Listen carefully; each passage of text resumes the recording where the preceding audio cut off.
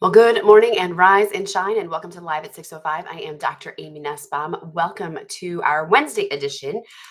Today, let me ask you, what would your life look like if you finally got organized? Not just your space, not just cleaning up things around you, but your schedule, your mind, and your days finally got organized. Or how would it feel to have rhythms in place that actually made life easier and not more overwhelming? Because sometimes people will say, well, I don't want it's overwhelming to have a schedule, it's overwhelming to have routines. But what if we could make them to where it wasn't overwhelming, it actually was helpful to your day? Can you imagine waking up knowing what matters most and knowing where you are headed and knowing how you are going to get there? If any of this stirs something inside of you, this is for you this morning. Because what if I told you that in just 16 weeks from today, you could be living with more clarity, be more calm about your day, and have more confidence than ever before? Because imagine this, you start small. As with anything, we should start small. Little changes instead of drastic changes, because drastic changes don't stick. If we can make little changes, we start clearing the clutter. We start carving out time for what matters most and start setting up routines that support your goals and your peace. Within a week, you start to notice the difference. There's less chaos in your life. You have more energy to do the things that you want to do, and fewer decisions stealing your mental bandwidth because you already have things lined up. By week 3, you've created habits that make your life run smoother. The mornings feel calm instead of frantic, and you're following a plan instead of constantly reacting to the things. You are living your life instead of reacting to life. And you're finally found a rhythm that works for you. People begin to notice not just your organization, but your peace, that you're calmer and that you have joy, and you have more focus as well in that joy. By week 5, procrastination isn't running the show anymore, and you're moving through your days with purpose and with grace. And you're managing your time and your thoughts like someone who knows where they are going in life. By week 7, just 49 days from now, you're in the groove. Your routines become second nature, and you've created space for creativity and connection and for rest, because that is usually the first thing that disappears when life is chaos. 9 weeks in, your home feels more peaceful. Your mind is clearer, and you're no longer just surviving, you are thriving. By week 11, you're no longer scrambling to catch up. You're actually ahead of the curve, and you're organized. Everything in your life is aligned, and you feel empowered because you have a plan and you know what you're doing, and life just feels easier. At 16 weeks, you look back and realize you built a life that feels doable and sustainable. Because so many of us, we make changes, but it's not sustainable because we look for those drastic changes.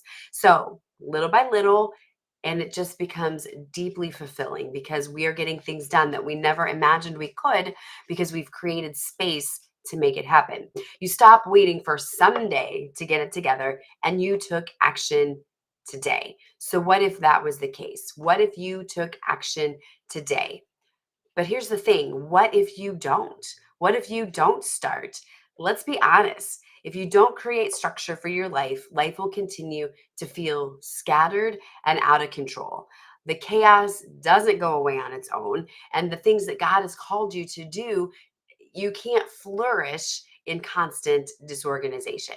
You can't flourish in constant chaos because you are just reacting and you're just surviving, putting out fires instead of actually being able to plan and thrive in life. And procrastination, honestly, you guys, it's not just about being lazy. It's often a symptom of being overwhelmed and having a lack of plan, lack of clarity. So we just put it off because we don't want to deal with it. But you can change that. Hebrews 12:1 tells us to let us throw off everything that hinders and the sin that so easily entangles, and let us run with perseverance the race marked out for us. The race It needs your focus, your intention, and your obedience. It's time to throw off the clutter inside and outside and run. So, God isn't asking you to do everything overnight. He is asking you just to start today with one simple step, with one faithful step. Routines aren't just for productivity, they're there so that you can have peace and joy. And when you move in alignment with Him, He multiplies your effect. So, it starts today, not when your schedule clears up, not when the kids are out of school, not when summer starts, not when kids go back to school.